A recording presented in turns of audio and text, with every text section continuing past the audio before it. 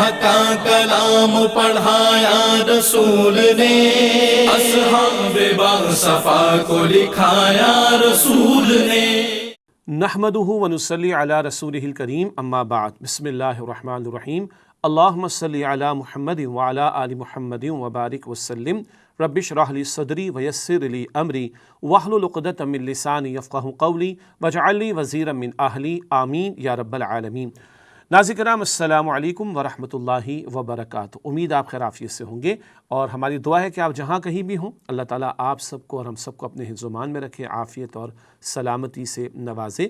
خلاصہ مضامین قرآن حکیم کا بیان جاری ہے، اور آج انشاءاللہ تعالیٰ ہم قرآن حکیم کے پارہ نمبر 9 کے مضامین کا مطالعہ آپ کے سامنے رکھیں گے، اور چند منتخب آیات کا مطالعہ آپ کے سامنے رکھیں گے ہمیشہ کی طرح انشاءاللہ تعالیٰ۔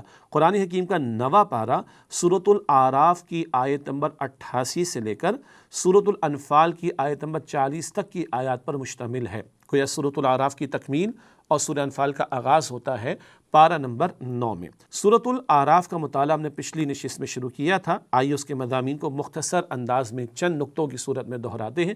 چند نقطے آپ کے سامنے رکھیں گے تعارف کے ذیل میں سورۃ الاعراف کے تعلق سے۔ انسانی تاریخ کے درمیانی حصے کو 6 انبیاء کرام علیہم السلام کے قصوں کی صورت میں ذکر کیا گیا ہے۔ سورہ اعراف کا خوبصورت پہلو کیا ہے؟ ازل کے واقعات بھی ہیں، ابد کے واقعات بھی ہیں، اور درمیانی حصہ تاریخ انسانی کا اس کا تذکرہ بھی، اور 6 رسولوں کے واقعات ہماری سبق آموزی کے لیے بیان کیے گئے۔ اگلی بات اس بات کا بھی ذکر ہے کہ از خود اللہ تعالیٰ کی حلال کردہ پاکیزہ چیزوں کو حرام کرنے کا اختیار کسی کو نہیں، حلال حرام کا اختیار اللہ تعالیٰ کا ہے۔ مشرکین کا بھی رد ہے، اور وہ لوگ ادارے یا افراد یا حکومتیں یا نظام چلانے والے جو من چاہے فیصلے کرتے ہیں، ان کا بھی رد ہے۔ یہ من چاہے فیصلے کرنا درست نہیں ہے۔ حلال اور حرام قرار دینے کا اختیار اللہ تعالیٰ اور اس کے اذن سے اس کے رسول کا ہے صلی اللہ علیہ وسلم۔ ہاں، جو چیزیں حرام ہیں، مثلا فحاشی، برائی، ہر قسم کا گناہ، ظلم، شرک وغیرہ، انہیں اللہ سبحانہ وتعالیٰ نے خود بیان فرما دیا ہے۔ تم فیصلے نہیں کرو گے، اللہ نے خود بتا دیا کیا کچھ حرام کیا گیا ہے۔ سورہ اعراف کے ذیل میں یہ چند تعارف کے حوالے سے باتیں ہمارے سامنے آ گئیں۔ اب چلتے ہیں ترتیب کے مطابق چند منتخب آیات کے مطالعے کی طرف۔ سب سے پہلے سورۃ الاعراف کی جس آیت کا انتخاب ہم نے کیا ہے وہ سورہ اعراف کی آیت نمبر ہے 94 94۔ قوموں کے حوالے سے ایک نقطہ آ رہا ہے۔ قوموں کے ضمن میں بتایا جا رہا ہے آزمائشوں کے مقاصد کے حوالے سے۔ آزمائشیں کیوں آتی ہیں؟ اقوام پر آزمائشیں کیوں آتی ہیں؟ لوگوں پر آزمائشیں کیوں آتی ہیں؟ اللہ تعالیٰ فرما رہا ہے سورہ اعراف آیت نمبر 94 میں، وَمَا أَرْسَلْنَا فِي قَرْيَةٍ مِّن نَبِيٍّ إِلَّا أَخَذْنَا أَهْلَهَا بِالْبَأْسَاءِ وَالضَّرَّاءِ۔ اللہ فرما رہا ہے جس کسی بستی میں ہم نے کبھی کسی نبی کو بھیجا تو ہم نے وہاں کے رہنے والوں کو سختیوں میں اور تکالیف میں مبتلا کیا، لعلہم یضرعون، تاکہ وہ گڑ گڑائیں۔ بہت اہم نقطہ، جب بھی انبیاء کو بھیجا گیا قوموں کی طرف تو اللہ نے قوموں پر کچھ آزمائشیں ڈالیں، سختیاں آئیں، تکالیف آئیں۔ بڑا مقصد کیا تھا؟ تاکہ لوگوں کے دلوں میں اللہ کا خوف پیدا ہو اور لوگوں کے دل نرم ہو جائیں، لعلہم یضرعون، تاکہ وہ گڑ گڑائیں اللہ کے حضور۔ اچھا، دل نرم ہوتا ہے نا تو حق بات قبول کرنا آسان ہوتا ہے، دل سخت ہو جائیں تو پھر حق بات قبول کرنا آسان نہیں ہوتا۔ تو اللہ تعالیٰ کی یہ سنت، یہ قانون رہا کہ اللہ تعالیٰ نے اقوام کو آزمائشوں میں مبتلا کیا۔ بڑی حکمت کیا؟ دل نرم ہو جائے۔ دل نرم ہوں گے، لوگ اللہ کی طرف رجوع کریں گے، حق کو قبول کریں گے، پیغمبر کی بات کو تسلیم کریں گے، اپنی اصلاح کر لیں گے۔ ہمیں بھی سمجھنا چاہیے انفرادی سطح پر بھی کبھی کبھی آزمائشیں آ جایا کرتی ہیں۔ ہاں، کبھی کبھی گناہوں کی وجہ سے بھی مشکل حالات آتے ہیں، اور کبھی اللہ تعالیٰ امتحان میں ڈالتا ہے، اور امتحان کا ایک بڑا مقصد یہ بھی ہوتا ہے کہ لوگوں کے دل نرم ہوں، وہ حق قبول کرنے والے بنے، اللہ کی طرف رجوع کرنے والے بنے، اللہ کے حضور گڑ گڑانے والے بنے، اپنے اعمال کی اصلاح کرنے والے بنے۔ یہ بھی آزمائشوں کا ایک اہم مقصد بیان کیا گیا۔ اب بعض وہ لوگ جو اڑتے رہے اور اڑے ہی رہے اور حق قبول نہیں کیا، پھر اللہ کا عذاب عام بھی آتا ہے قوموں پر، جیسے کہ پچھلی قوموں کے حالات سورہ اعراف میں بکثرت بیان کیے گئے، اس کا ذکر پہلے آ چکا ہے۔ آگے چلتے ہیں۔ اگلی آیت جس کا انتخاب کیا گیا وہ سورہ اعراف کی آیت نمبر 157 ہے۔ سورہ اعراف آیت 157 بہت طویل اور جامع آیت ہے، جہاں نبی اکرم صلی اللہ علیہ وسلم اور امت کی ذمہ داریاں بیان کی جا رہی۔ جی، رسول اللہ علیہ السلام کی ذمہ داریاں بھی اور امت مسلمہ کی ذمہ داریاں بھی بیان کی جا رہی، اور بھی کئی نکتے ہیں۔ آئیے اس آیت کو تھوڑا وضاحت کے ساتھ سمجھتے ہیں۔ سورہ اعراف آیت 157 ارشاد ہوا، الذین یتبعون رسول النبی الامی، وہ لوگ جو اتباع کریں گے رسول نبی امی صلی اللہ علیہ وسلم کی، الذی یجدونہ مکتوبا عندہم فی التوراۃ والانجیل، جنہیں یہ لوگ لکھا ہوا پاتے ہیں اپنے ہاں تورات میں اور انجیل میں۔ دو باتیں، اللہ کے نیک بندوں کا ذکر ہے، اللہ کی رحمت خاص کا ذکر سورہ اعراف کی پچھلی آیت میں ہے، موسیٰ علیہ السلام کے قصے کا بیان میں رحمت خاص کی انہوں نے التجا کی۔ اب اس آیت میں اعراف کی آیت 157 میں اللہ تعالیٰ بتا رہے ہیں وہ اللہ تعالیٰ کی رحمت خاص کن کے لیے ہے؟ جو رسول نبی امی صلی اللہ علیہ وسلم کی اتباع کریں گے۔ نبی امی ہم کہتے ہیں نا، اللہ تعالیٰ فرما رہا ہے۔ اچھا، امی کے لفظ سے کچھ تصور ذہن میں آتا ہے تو ذہن میں رکھیے، اللہ کے نبی علیہ السلام نے معروف معنی میں کسی مکتب سے، مدرسے سے، درسگاہ سے تعلیم حاصل نہیں کی۔ نوٹ کیجئے گا، ایک بندہ علم اور عمل میں کتنا ہی آگے بڑھ جائے، اس کے استاد کا رتبہ اس سے بڑا ہوتا ہے۔ ایسے ہی ہے نا، کوئی کتنا بڑا کوالیفائڈ ہو جائے، ایکسپیرینس ہو جائے، پوزیشن پر چلا جائے، استاد ہوتا ہے۔ اسی طرح یاد رکھیے گا کہ اللہ کے نبی علیہ السلام کا کوئی استاد نہیں ہے انسانوں میں سے، مخلوق میں سے۔ کیوں؟ معاذ اللہ، استاد ہوتا ہے، استاد کا تو مقام بڑا ہوتا ہے۔ نہیں، حضور نبی امی ہے اس معنی میں کہ معروف معنی میں کسی درسگاہ سے تعلیم نہیں لی، اللہ تعالیٰ نے براہ راست آپ کو سکھایا، اور ایسا سکھایا کہ ساری کائنات آپ سے سیکھ رہی ہے، قیامت تک آپ کی رہنمائی سے انسانیت و مخلوقات فائدہ اٹھاتی رہیں گی۔ اللہ اکبر کبیرہ، ایک بات ہو گئی۔ دوسری بات، الذی یجدونہ مکتوبا عندہم فی التوراۃ والانجیل، جنہیں وہ لکھا ہوا پاتے اپنے ہاں تورات اور انجیل میں۔ کیا مطلب؟ اللہ کے رسول علیہ السلام کے بارے میں بشارتیں، اللہ کے رسول علیہ السلام کے بارے میں بشارتیں اور تفصیلات تورات میں، انجیل میں موجود ہیں۔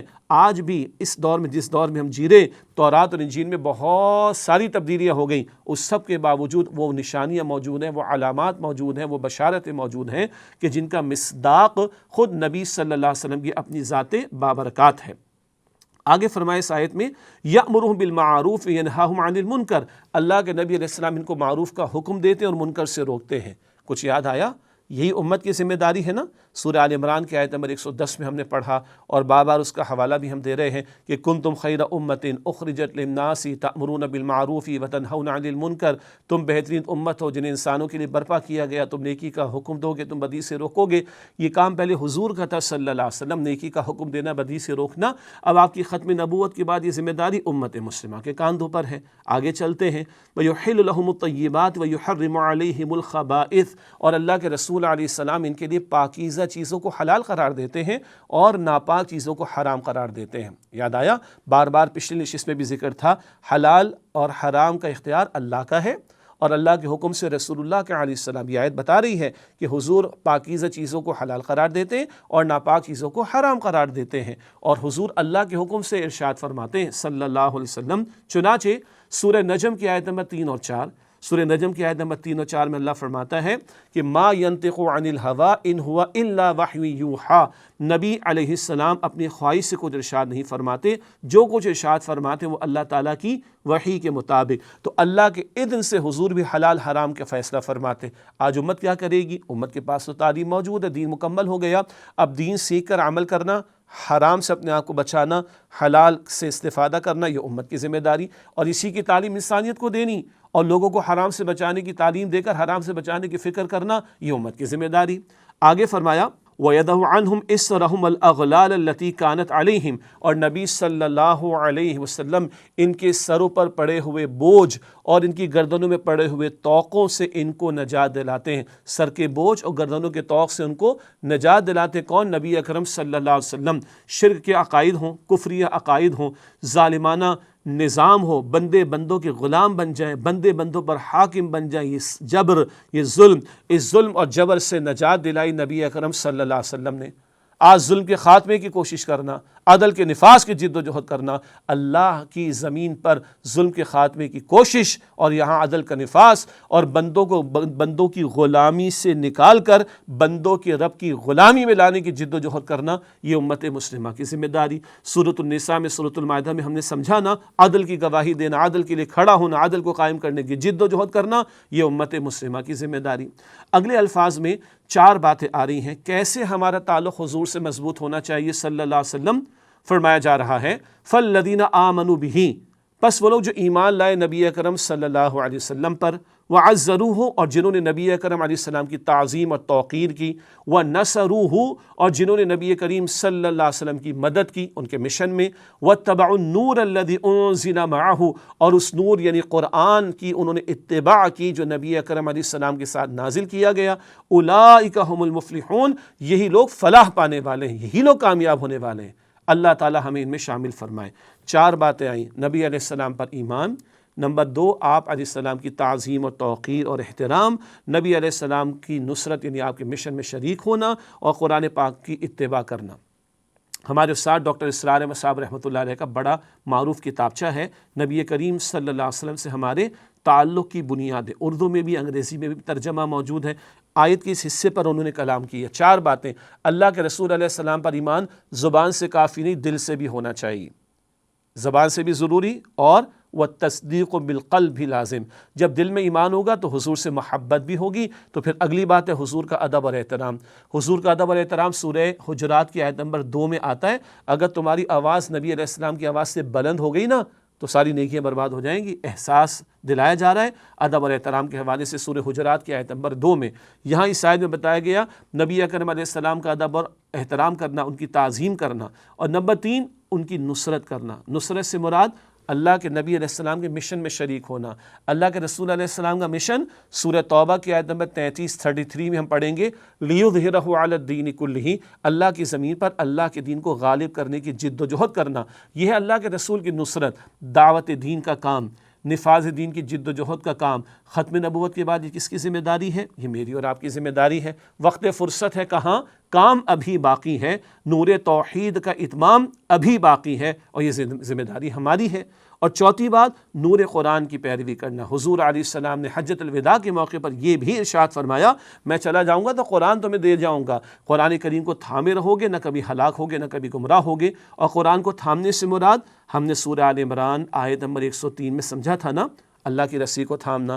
قرآن پاک کو تھامنے سے مراد اس کے حقوق کو ادا کرنا، قرآن کریم پر ایمان بھی، اس کی تلاوت بھی، اس کو سمجھنا بھی، اس پر عمل، اس کے احکام کا نفاذ بھی، اور اس کے پیغام کو دوسروں تک پہنچانا بھی۔ تو نبی علیہ السلام قرآن پاک عطا کر گئے، اس نور قرآن کی جو اتباع کریں گے، اولئک هم المفلحون یہی لوگ فلاح پانے والے ہیں۔ کامیاب ہونا چاہتے ہیں نا؟ یہ کامیابی کا سلیبس بتایا جا رہا ہے۔ اللہ کے رسول علیہ السلام کی ختم نبوت کے بعد اب یہ کام ہم نے کرنے ہیں، نیکی کا حکم دینا، بدی سے روکنا، جی حلال اور حرام کی پابندی رکھنا، یعنی تمیز رکھنا اور حرام سے بچنا، اور دوسروں کو تعلیم دینا اور حرام سے بچانے کی کوشش کرنا، اور بوجھوں سے، توقوں سے نجات دلانا۔ پھر نبی علیہ السلام پر دل کی گہرائیوں سے ایمان، آپ کا ادب اور احترام، اور آپ کی نصرت، آپ کے مشن میں آپ کا دست و بازو بننا، اور قرآن کریم کی پیروی کرنا۔ یہ کریں گے تو اللہ تعالیٰ فرما رہا ہے اولئک هم المفلحون یہی لوگ فلاح پانے والے ہیں۔ اللہ تعالیٰ مجھے، آپ کو، ہم سب کو انہی لوگوں میں شامل فرمائے جو واقعتاً نبی اکرم صلی اللہ علیہ وسلم کی اتباع کرنے والے ہیں۔ اگلی آیت ہے سورۃ الاعراف کی آیت نمبر 165۔ عذاب سے کون بچایا جاتا ہے؟ جو لوگ نہیں عن المنکر کا فریضہ انجام دیتے ہیں نا، وہ لوگ عذاب سے بچائے جاتے ہیں۔ ویسے سورہ اعراف کی جو آیت ہے آیت 165، یہاں سورہ اعراف کا 21واں رکوع ہے، اور یہاں اصحاب سبت کا واقعہ آیا ہے، ہفتے والوں کا واقعہ۔ یہ بنی اسرائیل کا ایک گروہ تھا اور کسی دریا کے کنارے آباد تھا، اور اللہ تعالیٰ نے ہفتے کا دن پورا دن ان کے لیے عبادت کے لیے معین کیا تھا، کام کاج نہیں کرنا تھا، اور مچھلیوں کا شکار کرتے تھے۔ ہفتے کے دن مچھلیاں خوب آتی تھی مگر ان کی رال ٹپکتی تھی، انہوں نے ہیلے بہانے کر کے مچھلیوں کا شکار شروع کر دیا۔ اب یہاں 3 گروہ ہو گئے تھے، ایک نافرمانی سے بچنے والا تھا، ایک نافرمانی کرنے والا تھا، اور ایک نافرمانی سے بچتا بھی تھا اور نافرمانی کرنے والوں کو روکتا بھی تھا۔ دوبارہ نوٹ کر لیں، نافرمانی کرنے والا، اور ایک نافرمانی سے بچنے والا فقط، اور ایک نافرمانی سے بچنے والا دوسروں کو روکنے والا۔ ٹھیک ہو گیا؟ تو جو لوگ صرف نافرمانی سے بچتے تھے، روکتے نہیں تھے دوسروں کو نافرمانی سے، وہ تیسرے والے کو کہتے تھے تم ان کو کیوں روکتے ہو بھائی؟ تو انہوں نے کہا تھا کہ بھائی اللہ کے سامنے معذرت پیش کرنی، اللہ پوچھے گا اکیلے کے لیے تم نیک بنے، دوسروں کو نیک نہ بنایا، اکیلے اکیلے گناہ سے بچے، دوسروں کو بچانے کی تم نے کوشش نہیں کی۔ تو جب اللہ کا عذاب آیا تو پتہ ہے کون بچائے گئے؟ جو خود نافرمانی سے بچ رہے تھے اور دوسروں کو بھی بچا رہے تھے۔ آئیے اس آیت کا ترجمہ کرتے، سورہ اعراف آیت نمبر 165 165۔ فَلَمَّا نَسُوا مَا ذُكِّرُوا بِهِ، پس جب انہوں نے بھلا دی اس نصیحت کو جو ان کو کی گئی، انجینا الذین ینہون عن السوء، تو ہم نے ان لوگوں کو نجات عطا فرمائی جو بدی سے روکنے والے تھے، وَأَخَذْنَا الَّذِينَ ظَلَمُوا بِعَذَابٍ بَئِيسٍ بِمَا كَانُوا يَفْسُقُونَ، اور ہم نے ظلم کرنے والوں کو عذاب میں پکڑا اس برائی کی وجہ سے کہ جو وہ فسق و فجور کیا کرتے تھے، بڑے سخت عذاب میں پکڑا برائیوں کی وجہ سے جو وہ کیا کرتے تھے۔ کیا تھی برائی؟ کیا تھا؟ ظلم۔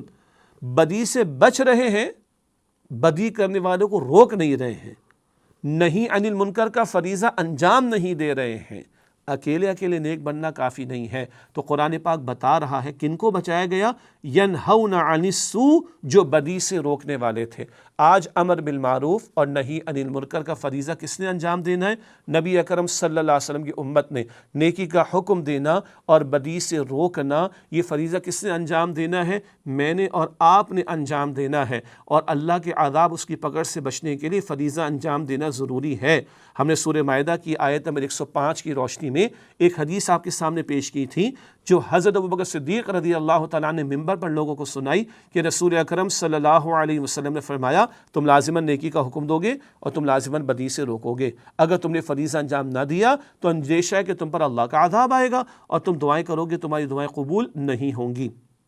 اللہ تعالی ہمیں عذاب سے محفوظ رکھے، نیکی کا حکم دینے اور بدی سے روکنے کی توفیق عطا فرمائے۔ اس کے بعد اگلی 2 آیات کا انتخاب ہم نے کیا ہے، جو کہ سورۃ الاعراف کی آیات 175 اور 176 ہیں۔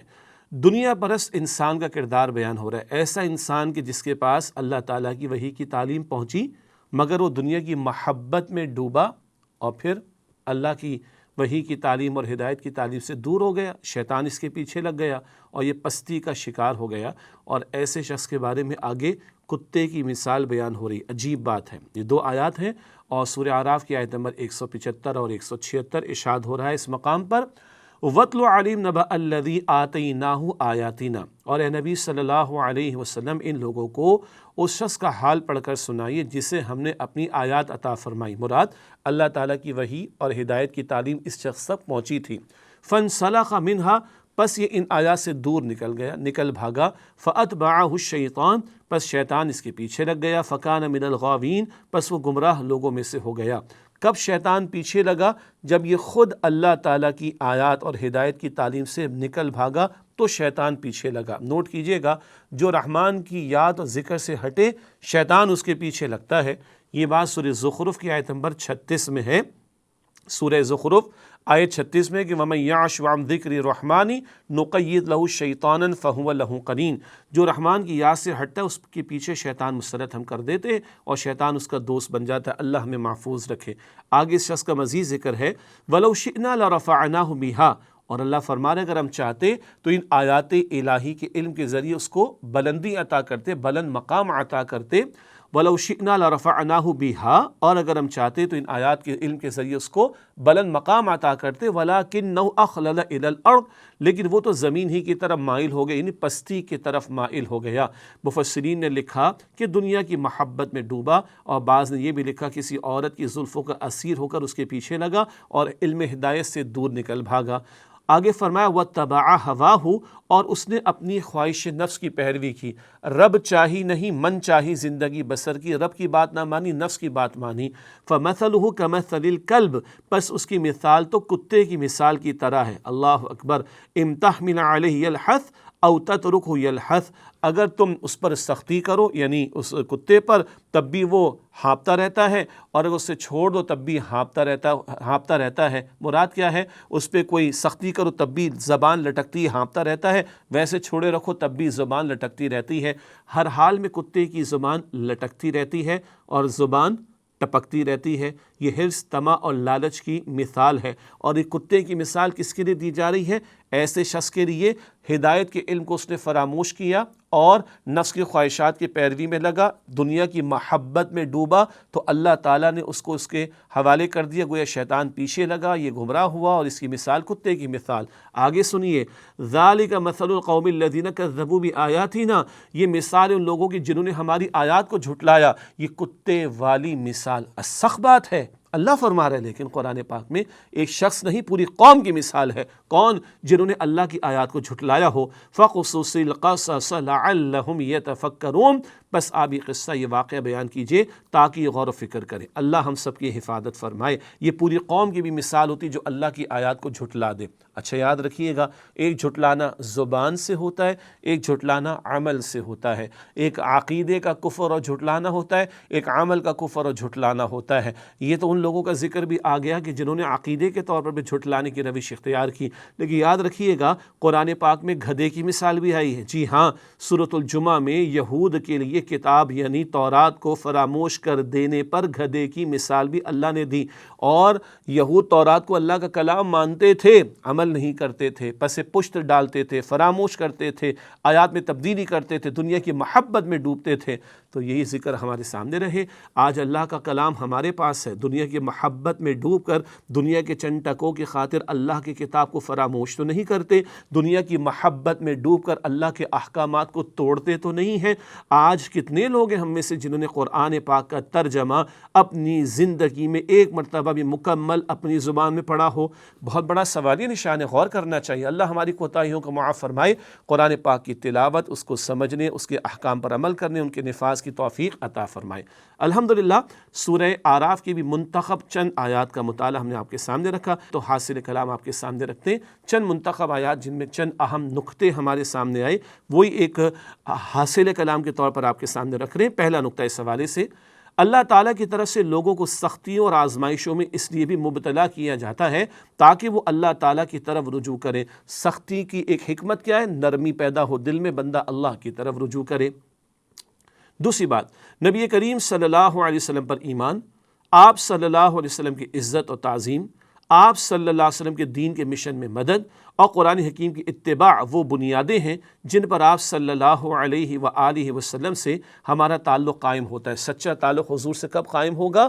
جب حضور کی ذات پر ایمان دل و جان سے ہو، اور آپ کی تعظیم و توقیر اور احترام بھی ہو، اور آپ کے دین کی دعوت کے مشن میں، دین کے نفاذ کی جد و جہد کے مشن میں آپ کو ہم ساتھ دیں اور قرآن کریم کی اتباع کریں، تو حضور سے واقعتاً ہمارا تعلق بھی قائم ہوگا اور ہم کامیاب لوگوں میں شمار ہوں گے انشاءاللہ۔ اگلا نقطہ، عذاب عام سے بچاؤ کا ایک راستہ نہیں عن المنکر کے فریضے کو انجام دینا ہے۔ قوموں کی تباہی کے واقعات قرآن پاک میں آتے ہیں، عذاب عام کا ذکر بھی آتا ہے۔ کون بچائے جاتے ہیں؟ جو نہیں عن المنکر، بدی سے روکنے کے فریضے کو انجام دینے والے ہوں۔ آخری نقطہ حاصل کلام کے طور پر، اللہ تعالیٰ کی آیات کو جھٹلانے والی قوموں کی مثال اس کتے کی سی ہے جو لالچ کی وجہ سے زبان نکالے ہانپ رہا ہو۔ یہ ہانپنا، زبان لٹکانا، یہ حرص، طمع، لالچ کی مثال ہے نا، لالچ کی علامت کتے کی مثال دے دی گئی۔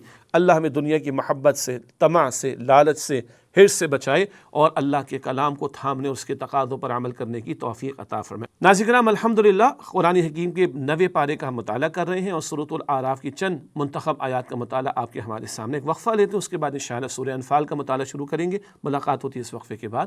السلام علیکم ورحمۃ اللہ وبرکاتہ۔ السلام علیکم ورحمۃ اللہ وبرکاتہ۔ ناظرین کرام، خوش آمدید کہتے ہیں آپ کو۔ اللہ تعالیٰ کی توفیق سے خلاصہ مضامین قرآن حکیم کا بیان جاری ہے۔ آج پارہ نمبر 9 کا مطالعہ کر رہے ہیں اور اب آغاز ہے سورۃ الانفال کا۔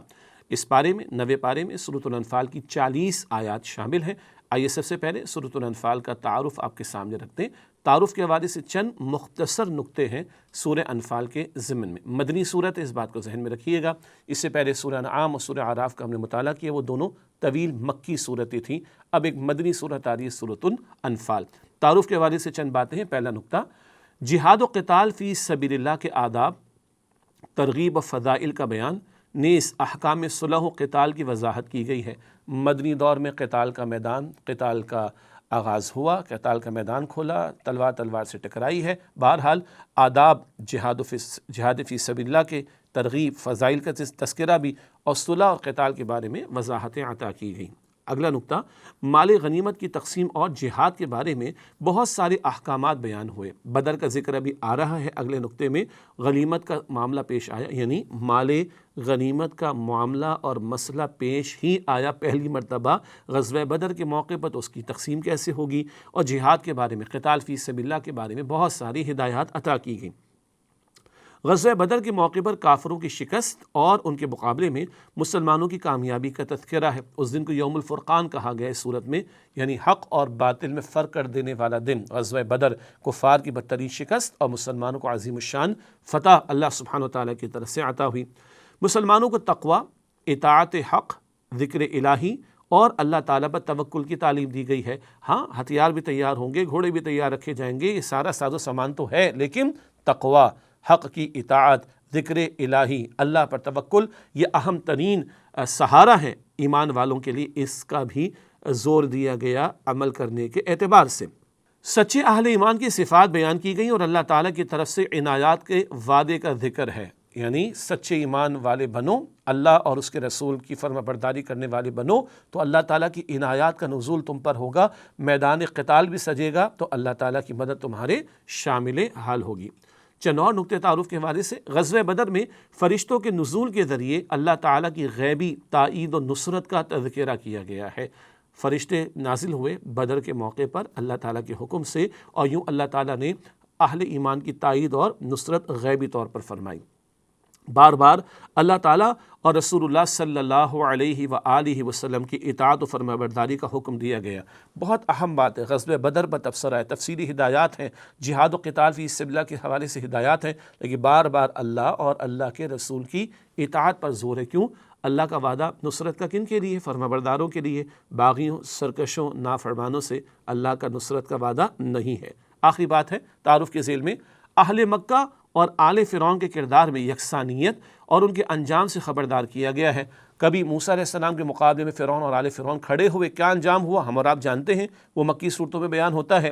اہل مکہ کو بتایا جا رہا ہے، مکی صورتیں مکہ مکرمہ میں نازل ہوئیں، فرعون اور آل فرعون کی تباہی بربادی کا ذکر کر کے مکے والوں کو بتایا جا رہا ہے، آج تم مخالفت کر رہے ہو رسول اکرم صلی اللہ علیہ وسلم کی، تمہارے اس کردار میں اور فرعون اور آل فرعون کے کردار میں یکسانیت ہے، ان کا انجام تمہارے سامنے ہے، تمہارا انجام بھی ویسے ہی ہوگا اگر تم نے حق کی مخالفت نہ چھوڑی تو۔ یہ وہ موضوعات ہیں جو سورہ انفال میں ہمارے سامنے تفصیلاً آتے ہیں۔ اب چلتے ہیں ترتیب کے مطابق اور سورہ انفال کی چند منتخب آیات کا مطالعہ آپ کی خدمت میں پیش کرتے ہیں۔ سب سے پہلے جو آیت منتخب کی گئی ہے وہ سورہ انفال کی آیت نمبر 2 ہے، بالکل شروع میں، ایمان میں اضافہ بذریعہ قرآن۔ سبحان اللہ، اللہ تعالیٰ ارشاد فرما رہا ہے سورہ انفال کی آیت نمبر 2 میں، انما المؤمنون الذین اذا ذکر اللہ وجلت قلوبہم، بلا شبہ ایمان والے تو وہ ہیں جب اللہ کا ذکر کیا جاتا ہے ان کے دل کانپ اٹھتے ہیں، وَإِذَا تُلِيَتْ عَلَيْهِمْ آيَاتُهُ زَادَتْهُمْ إِيمَانًا، اور جب جب ان کے سامنے اللہ تعالیٰ کی آیات کی تلاوت کی جاتی ہے ان کے ایمان میں اضافہ ہو جاتا ہے۔ وَعَلَىٰ رَبِّهِمْ يَتَوَكَّلُونَ، اور وہ اپنے رب یعنی اللہ سبحانہ وتعالیٰ پر توکل کرتے ہیں۔ تو یہ ایمان والوں کی باطنی صفات کا ذکر ہے۔ اہم بات کیا آئی؟ اذا تلیت علیہم آیاتہ زادتہم ایمانا، جب جب ان کے سامنے اللہ تعالیٰ کی آیات کی تلاوت کی جاتی ہے ان کے ایمان میں اضافہ ہو جاتا ہے۔ قرآن اللہ کی طرف سے آیا ہوا پیغام، یہ دلوں کو ہلاتا بھی ہے، دلوں کو نرم بھی کرتا ہے، دلوں میں ایمان بھی پیدا کرتا ہے۔ یہاں بتایا جا رہا ہے جب ان کے سامنے اللہ تعالیٰ کی آیات کی تلاوت کی جاتی ہے ان کے ایمان میں اضافہ ہو جاتا ہے۔ اللہ تعالیٰ قرآن حکیم سے مزید تعلق کی مضبوطی عطا فرمائے اور اس کے ذریعے سے ہمارے ایمان میں اضافہ فرمائے۔ تلاوت کا بھی معمول ہو مگر سمجھ کر تلاوت کا معمول ہو، طلب اور ہدایت کی طلب کے ساتھ قرآن پاک کی تلاوت کا معمول ہوگا تو ہمارے ایمان میں بھی اضافہ ہوگا انشاءاللہ۔ جب ہم یہ آیات سنتے ہیں، قرآن کی محفلوں میں بیٹھتے ہیں تو کچھ فیلنگز ڈیفرنٹ ہوتی ہے نا، یہ نقد ہے، یہ کیش ہے فوراً ملنے والا، مستقل اگر اس کی توجہ ہوگی تو اللہ تعالیٰ ہمارے ایمان میں اضافہ فرمائے گا انشاءاللہ تعالیٰ۔ اگلی آیت کی طرف چلتے ہیں۔ اگلی آیت ہے سورہ انفال کی آیت نمبر 17، بہت پیارا ایک اور مقام، قرب الہی کا اعلیٰ مقام۔ کیا بتایا جا رہا ہے؟ اللہ تعالیٰ کا قرب کن کے لیے ہے؟ ذرا اندازہ کیجئے، میدان بدر سجا، ایمان والے نبی اکرم علیہ السلام کے سچے پیارے صحابہ اللہ کی راہ میں کھڑے ہوئے، اللہ تعالیٰ کی مدد ان کے شامل حال ہوئی۔ اب سوچئے اللہ تعالیٰ کیا تبصرہ فرما رہے ہیں سورہ انفال کی آیت نمبر 17، فَلَمْ تَقْتُلُوهُمْ وَلَٰكِنَّ اللَّهَ قَتَلَهُمْ، مسلمانوں تم نے ان کافروں کو قتل نہیں کیا اور اللہ نے انہیں قتل کیا۔ سبحان اللہ، صحابہ کرام موجود ہیں، تھوڑی تیاری تھی، اب تفصیل کا موقع نہیں ہے۔ اول تو صحابہ کرام ایک تجارتی قافلے کے حوالے سے اقدام کرنے کو نکلے، حالات ایسے ہو گئے کہ ابو جہل کا 1000 کا لشکر آیا، مقابلہ ہو گیا، تو بہرحال تقریباً تیاری نہ ہونے کے برابر، لیکن صحابہ کرام کھڑے تو ہیں، چند ہی تلواریں، کسی کے ہاتھ میں لکڑی وغیرہ بھی تھی، موجود تو ہیں۔ اللہ فرما رہے کہ نہیں، فَلَمْ تَقْتُلُوهُمْ وَلَٰكِنَّ اللَّهَ قَتَلَهُمْ، مسلمانوں تم نے ان کافروں کو قتل نہیں کیا بلکہ اللہ نے ان کو قتل کیا۔ وَمَا رَمَيْتَ إِذْ رَمَيْتَ وَلَٰكِنَّ اللَّهَ رَمَىٰ، اور اے نبی صلی اللہ علیہ وسلم مٹی آپ نے نہیں پھینکی، مٹی اللہ نے پھینکی۔ ایک وقت آیا حضور صلی اللہ علیہ وسلم نے مٹی اپنے مبارک ہاتھ میں پھونک ماری، فرمایا کہ شاہت الوجوہ، کہ چہروں کو بگاڑ دے۔ اللہ تعالیٰ فرما رہے حضور اے نبی علیہ السلام مٹی آپ نے نہیں پھینکی بلکہ اللہ نے پھینکی۔ ارے عمل صحابہ کر رہے تھے، حضور وہاں میدان قتال، میدان جہاد میں موجود ہیں۔ اللہ فرما رہے مسلمانوں تم قتل نہیں کر رہے، اللہ نے قتل کیا۔ اے نبی مٹی آپ نے نہیں پھینکی، اللہ نے پھینکی۔ اندازہ کیجئے عمل بندے کر رہے ہیں اور اللہ تعالیٰ فرما رہا ہے کہ تم نہیں، میں کر رہا ہوں۔ اللہ کے قرب کا اس سے اوپر کیا مقام ہوگا؟ بندہ عمل کر رہا ہو اور اللہ فرما رہے کہ تم نہیں کر رہے، میں کر رہا ہوں۔ یہ مقام کہاں ملا؟ یہ بدر میں ملا۔ اور بدر کیوں سجا؟ اللہ کے کلمے کی سربلندی کے لیے، اللہ کے دین کی جد و جہد کے لیے، رسول اکرم صلی اللہ علیہ وسلم کے مشن کی تکمیل میں اپنا حصہ ڈالنے کے لیے۔ تو صحابہ کرام کو، حضور اکرم علیہ السلام کو اللہ فرما رہا ہے تم یہ عمل نہیں کر رہے، میں یہ عمل کر رہا ہوں۔ ہم بھی تو چاہتے ہیں کہ اللہ کے قریب ہو جائے، اللہ کا قرب ہمیں مل جائے۔ تو اللہ کے رسول علیہ السلام کا مشن، اللہ کے دین کی جد و جہد، اللہ کے دین کی نصرت، اللہ کے دین کی دعوت کا کام، اللہ کے دین کے نفاذ کی محنت، یہ آج ہماری ذمہ داری ہے نا۔ اس کام میں اپنی جان کو، مال کو، وقت کو، اوقات کو، صلاحیتوں کو، اولاد کو اور نسلوں کو، سب کو لگائیں گے تو پھر اللہ بھی انشاءاللہ تعالی ہمیں کہے گا تم نہیں، میں کر رہا ہوں۔ اللہ اپنا قرب ہم سب کو عطا فرمائے۔ آگے فرمایا وَلِيُبْلِيَ الْمُؤْمِنِينَ مِنْهُ بَلَاءً حَسَنًا، اور تاکہ اللہ سبحانہ وتعالیٰ خوب عطا فرمائے ایمان والوں کو خوب نواز کر۔ ان اللہ سمیع علیم، بے شک اللہ سبحانہ وتعالیٰ خوب سننے والا، خوب علم رکھنے والا ہے۔ اگلی آیت کی طرف چلتے ہیں۔ اگلی آیت سورہ انفال کی آیت نمبر ہے 24۔ ذکر ہے اللہ سبحانہ وتعالیٰ اور رسول صلی اللہ علیہ وسلم کی پکار کی اہمیت۔ اللہ کا پکارنا، اس کے پیغمبر کا پکارنا، اس پکار پر لبیک کہنے کی اہمیت کیا ہے، آئیے جانتے ہیں۔ ارشاد ہو رہا ہے سورہ انفال کی آیت نمبر 24 میں، یا ایھا الذین آمنوا استجیبوا للہ وللرسول، اے ایمان والو اللہ اور رسول علیہ السلام کی پکار قبول کرو، اس پکار پر لبیک کہو۔ اذا دعاکم لما یحییکم، جب کہ وہ تمہیں پکارتے ہیں اس بات کے لیے جس میں تمہارے لیے زندگی ہے۔ اچھا، دعاکم، یہ دعا واحد کا صیغہ یعنی لفظ ہے۔ پہلے ذکر آیا اللہ کی پکار اور رسول کی پکار، دو باتیں۔ اذا دعاکم، جب کہ وہ تمہیں پکارتے ہیں، سبحان اللہ، واحد کا صیغہ، کیا مطلب؟ اللہ کی پکار، اللہ کے رسول علیہ السلام کی پکار، شمار میں دو باتیں۔ اللہ کی پکار، اس کے رسول علیہ السلام کی پکار، شمار میں دو باتیں، حقیقت میں ایک بات۔ جیسے اللہ تعالیٰ کی اطاعت اور رسول اللہ علیہ السلام کی اطاعت ایک بات، اللہ کا حکم اور اللہ کے رسول کا حکم ایک بات، اللہ کی پکار، اس کے رسول کی پکار ایک بات۔ اچھا، فرمایا جا رہا ہے اللہ اور رسول علیہ السلام کی پکار پر لبیک کہو جب کہ وہ تمہیں پکارتے ہیں، تمہیں بلاتے ہیں کس بات کی طرف؟ لما یحییکم، وہ بات جو تمہیں زندگی دینے والی ہے۔ ایک زندگی تو جانوروں میں بھی ہے، نہ اس کی بات نہیں ہو رہی۔ ایک زندگی کافروں کے جسموں میں بھی، چلتے پھرتے کھاتے پیتے تو ہے، اس کی بات بھی نہیں ہو رہی۔ روحانی سطح کی زندگی، ایمان والی زندگی، اطمینان والی زندگی، سکون والی زندگی، مقصدیت والی زندگی، بامقصد زندگی گزارنا، سکون والی زندگی، اطمینان والی زندگی۔ مشکل بھی آ جائے تو بندہ اللہ کے فیصلے پر راضی رہ کر اطمینان پاتا ہے، سبحان اللہ۔ تو اللہ کی پکار، رسول علیہ السلام کی پکار پر لبیک کہو گے تو اصل حیات تمہیں میسر آئے گی۔ ہاں، وَاعْلَمُوا أَنَّ اللَّهَ يَحُولُ بَيْنَ الْمَرْءِ وَقَلْبِهِ، اور جان لو کہ بے شک اللہ بندے اور اس کے دل کے درمیان میں حائل ہو جاتا ہے۔ وَأَنَّهُ إِلَيْهِ تُحْشَرُونَ، اور بے شک اس اللہ ہی کی طرف تمہیں لوٹایا جائے گا۔ اللہ بندے اور دل کے درمیان حائل ہو جاتا ہے۔ کئی معنی اس کے بیان کیے گئے۔ ایک مفہوم کیا ہے؟ اگر اللہ کی پکار قبول نہ کرو، پیغمبر علیہ السلام کی پکار قبول نہ کرو، حق کی اس پکار کو تم رد کر دو، معاذ اللہ اور اس کے رسول کے تقاضوں کو فراموش کر دو، دین کے تقاضوں کو تم پس پشت ڈال دو، تو پھر کیا ہوگا؟ اللہ تمہارے اور تمہارے دل کے درمیان حائل ہو جائے گا۔ اللہ اس دل کو حق قبول کرنے کی صلاحیت سے محروم کر دے گا۔ اللہ اکبر، اللہ اکبر. اور کبھی ختم اللہ علی قلوبہم، اللہ دلوں پر مہر بھی لگا دیتا ہے، پھر نیکی کی توفیق بھی نہیں ملے گی. اللہ اس برے انجام سے ہمیں محفوظ رکھے. یہ ڈراوا ہے.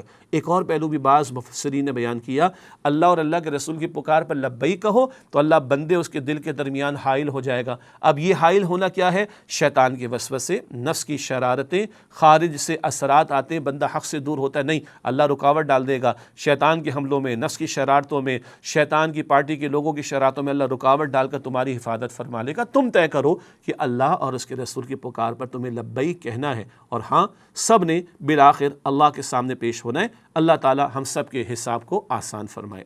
اگلی آیات ہیں سورۃ الانفال کی آیات 26، 27 اور 28. بہت اہم تقاضے سامنے آ رہے ہیں، اہل ایمان سے تقاضے ہیں. ارشاد ہوا وَاذْكُرُوا إِذْ أَنْتُمْ قَلِيلٌ مُسْتَضْعَفُونَ فِي الْأَرْضِ، اور یاد کرو جب تم زمین میں تعداد میں تھوڑے تھے اور زمین میں کمزور بنا دیے گئے تھے. تَخَافُونَ أَن يَتَخَطَّفَكُمُ النَّاسُ، تمہیں اندیشہ تھا کہ لوگ تمہیں مٹا دیں گے.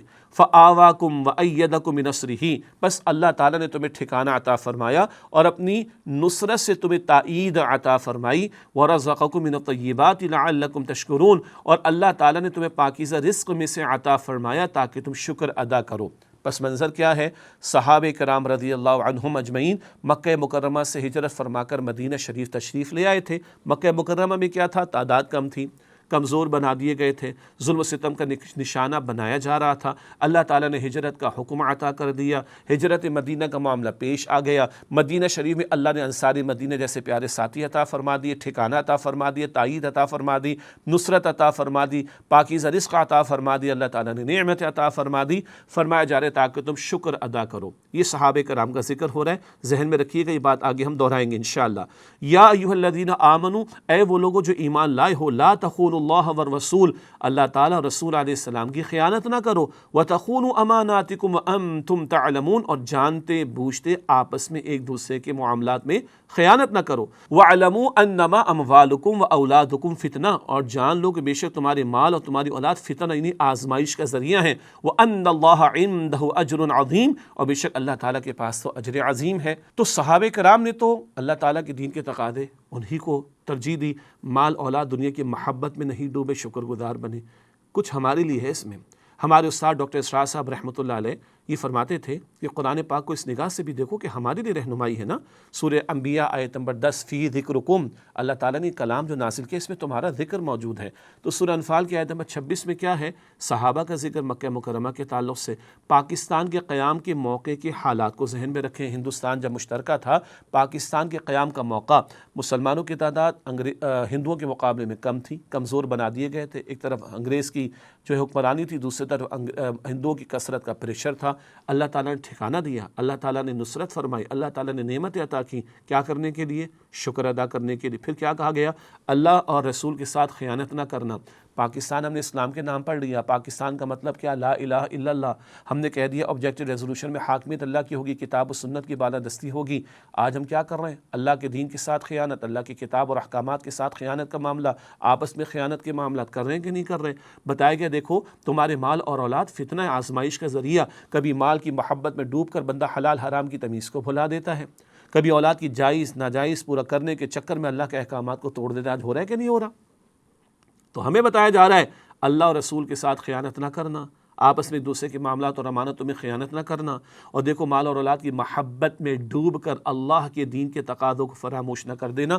اللہ مملکت خداداد پاکستان کی بھی حفاظت کرے، اللہ امت مسلمہ کے حال پر رحم فرمائے، اللہ مسلمانوں کو اپنی اور اپنے پیارے رسول علیہ السلام کی اطاعت کی توفیق دے، خیانت سے بچائے، آخرت کا طلبگار بنائے، اور اللہ کے دین کی دعوت اور اللہ کے دین کے نفاذ کی جد و جہد کی اللہ ہم سب کو توفیق عطا فرمائے. اس کے بعد اگلی آیت ہے اور اس وقت کی نشست میں آخری آیت ہے جس کا ہم نے انتخاب کیا، سورہ انفال آیت نمبر 39. مقصد قتال کیا ہے؟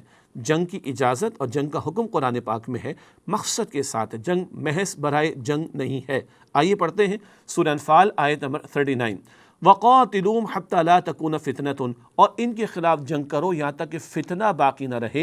وَيَكُونَ الدِّينُ كُلُّهُ لِلَّهِ، اور دین نظام زندگی کل کا کل اللہ تعالیٰ کے لیے ہو جائے. فَإِنِ انْتَهَوْا، پھر اگر یہ باز آ جائے، فَإِنَّ اللَّهَ بِمَا يَعْمَلُونَ بَصِيرٌ، تو بے شک جو کچھ یہ کرتے ہیں اللہ خوب دیکھنے والا ہے. پہلی بات، قتال کا حکم قرآن پاک میں ہے، ہاں مگر شرائط کے ساتھ ہے. اللہ نے بہت سارے احکامات ہم پر لاگو کیے، شرائط پوری ہوتی ہے، حکم لاگو ہوتا ہے۔ نماز کا حکم ہے مگر 4 سال کے بچے پر فرض نہیں ہے۔ زکوٰۃ کا حکم ہے مگر ہر نماز کے بعد زکوٰۃ نہیں دیتے، سال میں ایک مرتبہ صاحب نصاب پر زکوٰۃ لازم ہے۔ ایسے ہی ہے نا، مگر نماز فرض ہے، مگر زکوٰۃ فرض ہے، مگر شرائط کے ساتھ۔ قتال بھی فرض ہے مگر شرائط کے ساتھ۔ پھر مقاصد کے ساتھ، قتال کے کئی مقاصد، ایک بڑا مقصد کیا ہے؟ لا تکون فتنہ، فتنہ باقی نہ رہے۔ ایسے حالات جہاں اللہ کے حکم کی بالادستی نہ ہو، انسانوں کا حکم، باغیوں کا حکم، سرکشوں کا قانون وہ بالادست ہو، یہ فتنہ ہے۔ ایسے حالات جہاں اللہ کی بندگی کامل طور پر، خاص طور پر اجتماعی معاملات زندگی میں ممکن نہ ہو، یہ فتنہ ہے۔ اس فتنے کا خاتمہ ضروری ہے تاکہ اللہ کی بندگی کامل ہو سکے۔ ایسے فتنے کے خاتمے کے لیے اگر جنگ بھی کرنا پڑے تو ہمارے دین میں جنگ کا حکم دیا گیا ہے۔ آج دنیا میں جنگیں سجائی جاتی ہیں کہ نہیں، بلکہ جنگیں مسلط کی جاتی ہیں کہ نکاح کے لیے، معدنیات پر قبضہ کرنے کے لیے، اور رچ جو منرلز ہیں ہاں ان پر قبضہ کرنے کے لیے، تیل پر قبضہ کرنے کے لیے، اور معدنیات پر قبضہ کرنے کے لیے، اور وسائل پر قبضہ کرنے کے لیے جنگیں سجائی جاتی ہیں، ظلم کرنے کے لیے، لوگوں کو غلام بنانے کے لیے، لوگوں کو لوٹنے کے لیے، قتل و غارت گری کرنے کے لیے، لوگوں کی ایتھنک کلینزنگ کرنے کے لیے، لوگوں کی نسل کشی کرنے کے لیے، لوگوں کی بربادی کے لیے۔ اگر ظالم دنیا میں جنگیں سجاتے ہیں نا، تو اللہ سبحانہ و تعالیٰ اس کائنات کا خالق اور مالک اور آپ کا میرا رب، وہ ان ظالموں کا ہاتھ روکنے کا حکم دیتا ہے، ہاں ظلم کے خاتمے کا حکم دیتا ہے، یہ فتنے کے حالات کو ختم کرنے کا حکم دیتا ہے، اور بندوں کو بندے غلام بنا کر رکھیں، اس کے بجائے اللہ حکم دیتا ہے کہ اللہ کی غلامی میں بندوں کو لایا جائے۔ اس کے لیے قتال کا حکم بڑے مقصد کے ساتھ ہے، بڑے پروٹوکولز کے ساتھ ہے، مگر ہے اللہ کا حکم، اور بڑا مقصد وَيَكُونَ الدِّينُ كُلُّهُ لِلَّهِ، اور دین، سسٹم آف لائف کل کا کل اللہ کے لیے ہو جائے۔ زمین بندوں کی تو نہیں ہے، بندے تو بندے ہیں نا، اللہ اس زمین کا خالق اور مالک ہے، اس کائنات کا خالق اور مالک ہے، اللہ حاکم ہے۔ 3 مرتبہ قرآن پاک میں ہے، سورہ یوسف کی آیت نمبر 40 میں بھی ہے، ان الحکم الا للہ، حکم کا اختیار اللہ کے لیے ہے، سروری زیبا فقط الذات بے ہمتا کو ہے، حکم راہ ایک وہی، باقی بتانے آزری۔ تو قتال کا ایک بڑا مقصد کیا ہے؟ فتنے کا خاتمہ۔ ایک بڑا مقصد کیا ہے؟ وَيَكُونَ الدِّينُ كُلُّهُ لِلَّهِ، اور دین کل کا کل، پورے کا پورا اللہ کے لیے ہو جائے۔ فَإِنِ انتهوا، پھر اگر یہ باز آ جائیں، بحث جنگ برائے جنگ نہیں، ہمیشہ جنگ نہیں ہے، مستقل جنگ نہیں ہے، باز آ جائیں، اللہ کے حکم کی بالادستی ہو جائے، تو پھر فَإِنِ انتهوا، باز آ جائیں، فَإِنَّ اللَّهَ بِمَا يَعْمَلُونَ بَصِيرٌ، تو بے شک جو کچھ کرتے ہیں اللہ تعالیٰ خوب دیکھنے والا ہے۔ اللہ تعالیٰ ہمیں دین کے احکامات پر یقین عطا کرے، اور باطل پرستوں کی طرف سے جو اعتراضات ہیں، ان سے شکوک و شبہات پیدا ہوتے ہیں، ان سے اللہ محفوظ رکھے، اور ان کے جوابات دینے اور حق کا بول بالا کرنے کے لیے ہمارا تن من دھن لگانے کی اللہ تعالیٰ مجھے، آپ کو، ہم سب کو توفیق عطا فرمائے۔ الحمدللہ آج قرآن کریم کے 90 پارے کے حوالے سے چند منتخب آیات، پہلے سورۃ الاعراف کی اور پھر سورہ انفال کی ہم نے آپ کی خدمت میں پیش کی۔ اللہ تعالیٰ ہمیں عمل کی توفیق عطا فرمائے۔ پروگرام کے آخر میں ہمیشہ کی طرح حاصل کلام آپ کے سامنے رکھیں گے۔ یہ ایک اختتام ہوتا ہے چند اہم نکات کے بیان کا، جو باتیں ہم نے تفصیل سے سمجھی ہوتی ہیں، ایک ٹیک اوے لیسن جسے کہا جاتا ہے، اس کے طور پر حاصل کلام کے حوالے سے پہلی بات، اللہ تعالیٰ کا خوف رکھنا، تلاوت قرآن حکیم سے ایمان میں اضافہ ہونا، اور اللہ تعالیٰ پر توکل کرنا سچے مؤمنین کی صفات ہے۔ اللہ تعالیٰ کی شان کریمی ہے کہ اس کے دین کی جد و جہد کرنے والوں کی محنت کو وہ اپنی طرف منسوب فرماتا ہے۔ سبحان اللہ، تم نہیں، میں یہ کام کر رہا ہوں، قرب الہی کی انتہا۔ اللہ تعالیٰ اور نبی کریم صلی اللہ علیہ وسلم کے ہر حکم کو اپنے تمام معاملات پر ترجیح دینی چاہیے، اور حکم پر عمل میں تاخیر نہیں کرنی چاہیے کہ کہیں تاخیر کی وجہ سے عمل کی توفیق سے محرومی نہ ہو جائے، ہدایت کی توفیق اور عمل کی توفیق سلب نہ ہو جائے۔ جو حکم آئے سر آنکھوں پر فوراً لبیک کہہ کر عمل کرنے کی کوشش کرنی چاہیے۔